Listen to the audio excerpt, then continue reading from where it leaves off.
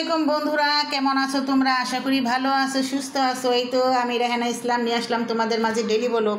আর কি নিয়ে আসলাম দেখো, এটা শসা আর এখানে আছে সে সাজনা দিয়ে বেগুন দিয়ে আলু দিয়ে আমি আজকে রান্না করব। বন্ধুরা, তোমরা কে কে পছন্দ করো সাজনা দিয়ে আলু দিয়ে বেগুন দিয়ে শুটকি দিয়ে খেতে, কমেন্টে জানায়ও।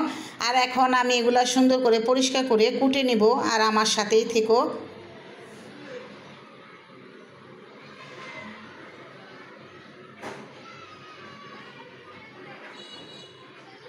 তো এই তো বন্ধুরা, আমি এখানে আলু, টমাটোর, পেঁয়াজ এগুলো রেখে দিলাম। এই যে দেখাই তোমাদের, এই যে আলু।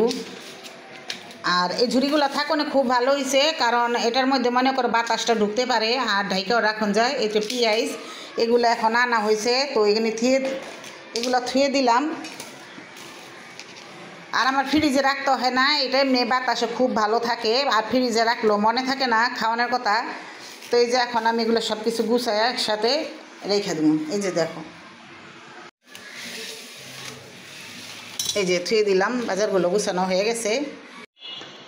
তো এই তো বন্ধুরা, সাজনাগুলো কুটে নিব। আর আমার কাছে সাজনাগুলো কুটতে যেমন ভালো লাগে, খেতেও তেমন ভালো লাগে।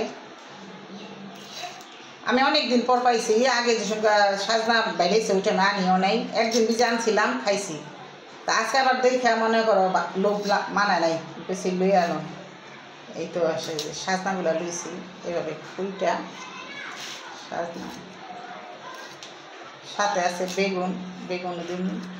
আর ভালো করে আইস চালাইতে হবে।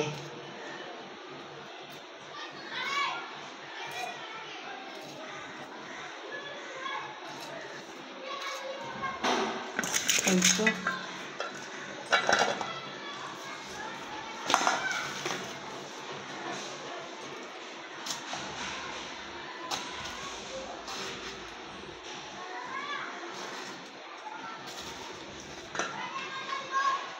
বন্ধুরা, ফুল পড়ে গাছের থেকে এখানে বিছায়া রয়েছে, তো দেখতে খুব ভালো লাগে।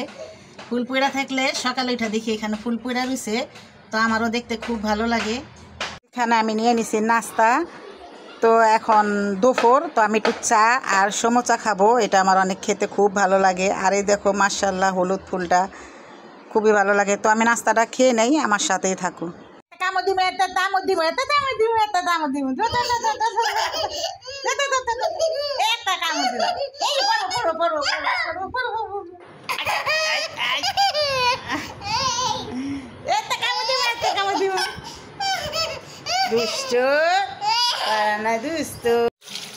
তো এই তো আমি সাজনা, আলু, বেগুন একসাথে কষলায় ভালো করে ধুয়ে নিব পরিষ্কার করে।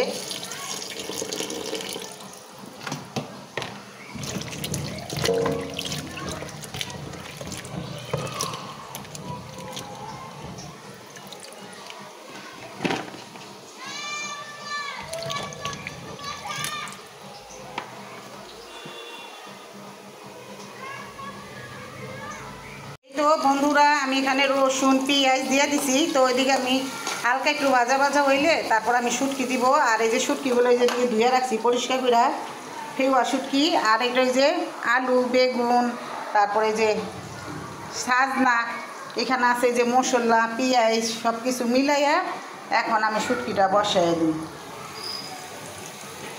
এই যে এদিকে আমি শুটকিটা দিয়ে দিছি। তো এই শুটকিটা সিদ্ধ হইলে কাঁটাটা ফালাইয়া তারপর আমি রান্না করুন। তো এই যে কাঁটাগুলো উঠায় ফেলাইছি, দেখো কত সুন্দর করে কাঁটাগুলো উঠছে সিদ্ধ করে নেওয়ার পর তেলের মধ্যে। তো আমি এখন মশলাটা দিয়ে দিব, আবার কাঁটাগুলো পড়ে গেল।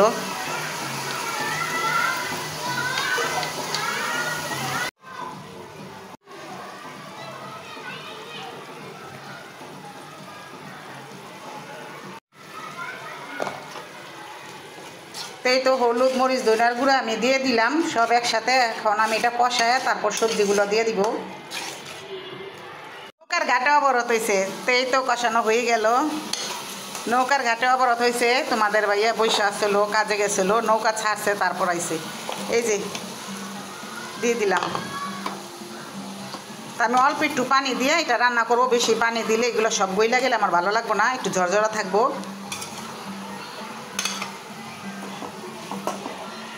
দেখো বন্ধুরা, মাশাল্লাহ শুটকির তরকারিটা খুব সুন্দর হয়েছে, আর বেগুনটা একটু গলছে, আর সব কিছুই ঝরঝরা আলাম আছে। বলছিলাম পানি দিব না, অল্প পানি দিয়ে রান্না করুম, কিন্তু পানি দেখছো কত পানি উঠছে। তো আমার এই তরকারিটা আর একটু হইব। তো এই যে বন্ধুরা, আমি এই কাঁচকি শুটকিটাও রান্না করব। এটা আমি রান্না করব শুধু পেঁয়াজ দিয়া। আর এখন আমি টাইলা নিতেছি শুধু এমনিই, তারপর আমি গরম পানিতে একটু ভিজাই তারপর রান্না করব। এটা কি শুটকি রাঁধছি জানেন? কোন দেশের শুটকি? এই হচ্ছে টমাটোর দিয়া এই যে কাঁচকি শুটকি রান্না করছে, এটা আমাদের দেশে নোয়াখালীরা এইভাবে খায়।